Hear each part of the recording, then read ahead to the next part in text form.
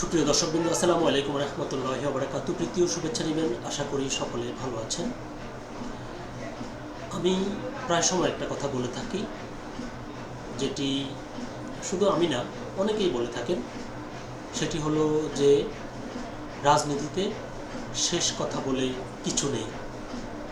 আজকে যেটি অসম্ভব মনে হবে, কালকে দেখবেন সেটি সম্ভব হয়ে গেছে, কিংবা আজকে যেটি সম্ভব দেখছেন, কালকে হয়তো সেটি আর সম্ভব নাও হতে পারে।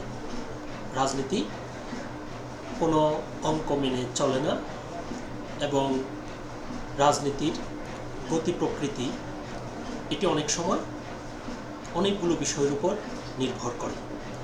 এই যেমন ধরুন যে নির্বাচনে মনোনয়নপত্র প্রত্যাহারের শেষ দিনের আগে যখন জামায়াত আর ইসলামী আন্দোলন একই জোটে থাকতে পারল না, সেই থেকে এখনো পর্যন্ত সবার বিশ্বাস যে জামায়াত আর ইসলামী আন্দোলন আর কখনো এক হবে না, অন্তত এই নির্বাচনে। তবে ইসলামী আন্দোলনের একজন জনপ্রিয় ব্যক্তিত্ব, কমলনগরের ইসলামী আন্দোলনের একজন জনপ্রিয় নেতা, যিনি একাধিকবার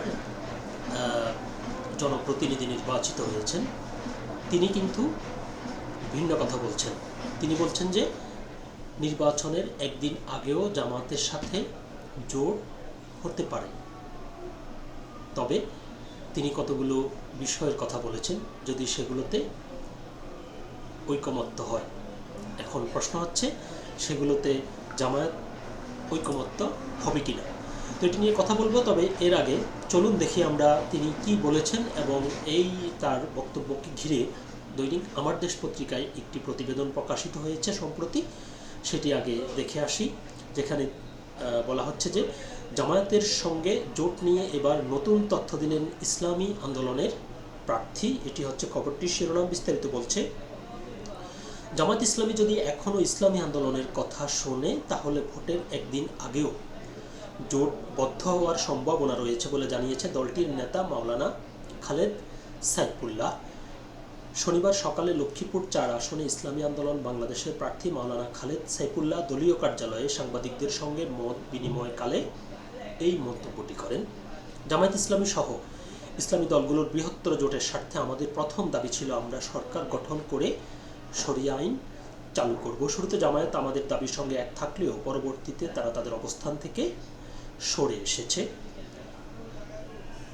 তখন তারা বলেছেন, এই মুহূর্তে শরিয়া আইন চালু করার মতো পরিস্থিতি বাংলাদেশের হয়নি।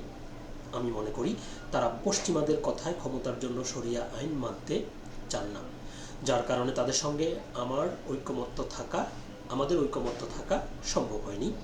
কারণ ইসলামী আন্দোলন বাংলাদেশের ক্ষমতার রাজনীতি করে না। আমরা কোরআন হাদিসের আলোকে দেশ পরিচালনা করতে চাই। এখনও জামায়াত যদি আমাদের কথা শোনে, তাহলে ভোটের একদিন আগেও আমরা জোটবদ্ধ হয়ে ভোট করার সম্ভাবনা রয়েছে। মাওলানা খালেদ বলেন, যখন আমরা বুঝতে পেরেছি জামায়াত ইসলামী শরিয়া আইন চালু করবে না এবং হিন্দু সম্প্রদায়ের মানুষকে দলীয় মনোনয়ন দিয়েছে, তখনই ইসলামী আন্দোলন বাংলাদেশ জামায়াত ইসলামীর সঙ্গে একমত হতে পারেনি। তিনি আরও বলেন, বাংলাদেশ দুর্নীতি চর্চা থেকে বেরিয়ে আসতে হলে আগে বড় দুর্নীতিবাজদের আইনের আওতায় এনে শরিয়া আইনে বিচার করতে হবে। তাহলে ছোট ছোট দুর্নীতিবাজরা ভয়ে দুর্নীতি ছেড়ে দেবেন। তাই ইসলামী আন্দোলন বাংলাদেশ একমাত্র ইসলামী দল যারা আল্লাহর আইন শতভাগ বিশ্বাসী। যারা ইসলামী আন্দোলনের সঙ্গে জোট করতে চান, তারা অবশ্যই ইসলামী রাষ্ট্র নির্মাণে প্রতিজ্ঞাবদ্ধ হতে হবে। যারা রাষ্ট্র ক্ষমতার লোভে আল্লাহর আইন ও শরিয়া মানবে না, তাদের এই মুসলিম রাষ্ট্র মেনে নেবে না। নিজ দলের কেউ দুর্নীতিতে জড়ালে কি পদক্ষেপ নেবেন? সাংবাদিকদের এমন প্রশ্নের জবাবে মাওলানা খালেদ সাইফুল্লাহ বলেন, যেই কোনো অনিয়ম দুর্নীতিতে নিজ দলের কেউ জড়িত হলেও তাকে ইসলামী আন্দোলন বাংলাদেশ শরিয়া আইনে বিচার করতে বদ্ধপরিকর। তো প্রাসঙ্গিকভাবে যেটি তিনি বলছিলেন যে ভোটের একদিন আগেও জোট করা সম্ভব যদি জামাত শরিয়া আইনের বিষয়ে একমত হয়। এখন প্রশ্ন হচ্ছে, জামায়াত কি শরিয়া আইনের বিষয়ে একমত আর হবে অন্তত এই নির্বাচনে? স্পষ্ট উত্তর হচ্ছে না, হবে না। কারণ জামায়াত শরিয়া আইন এই নির্বাচনে জয়লাভ যদি জয়লাভ করে, তারপরও তারা বাস্তবায়ন করবে না এবং তারা এই মুহূর্তে শরিয়া আইন চায় না।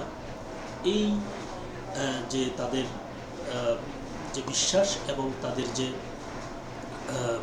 ধারণা, সেটি তারা অলরেডি প্রচার শুরু করেছে। নির্বাচনের হিসেব করলে আর প্রায় 8-10 দিন বাকি রয়েছে। এই মুহূর্তে জামায়াত তার অবস্থান চেঞ্জ করবে এটি মনে করার কোনো কারণ আমি দেখছি না। এবং পাশাপাশি আমি আরেকটি বিষয় ঝুঁকি দেখছি, সেটি হলো যে ইসলামী আন্দোলনের নায়েবে আমির যে আসনটিতে প্রার্থী হয়েছেন, যেখানে জামায়াতের প্রার্থী ইসলামী আন্দোলনের নায়েবে আমিরের সম্মানে তাদের প্রার্থীতা প্রত্যাহার করেছিল এবং তারা বলেছিল যে তারা ইসলামী আন্দোলনের প্রার্থীকে জয়ী করতে তাদের সর্বশক্তি নিয়োগ করবে।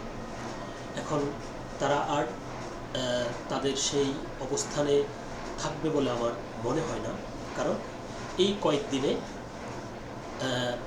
ফানি অনেক দূর গড়িয়ে গেছে এবং ইসলামী আন্দোলন তাদের যে রাজনৈতিক যে সভাগুলো, সেগুলোতে মূলত জামায়াতকে টার্গেট করে যেভাবে বক্তব্য দিচ্ছে, এর প্রেক্ষিতে জামায়াত আর সেখানে তাদের ভোট কিংবা তারা ইসলামী আন্দোলনের যে প্রার্থী রয়েছে তার পক্ষে ভোট করার বা ভোট দেওয়ার তাদের আর মানসিকতা থাকবে বলে আমার মনে হয় না। তারপরও আমি নিশ্চিত নই, সেটি 12 তারিখেই বোঝা যাবে।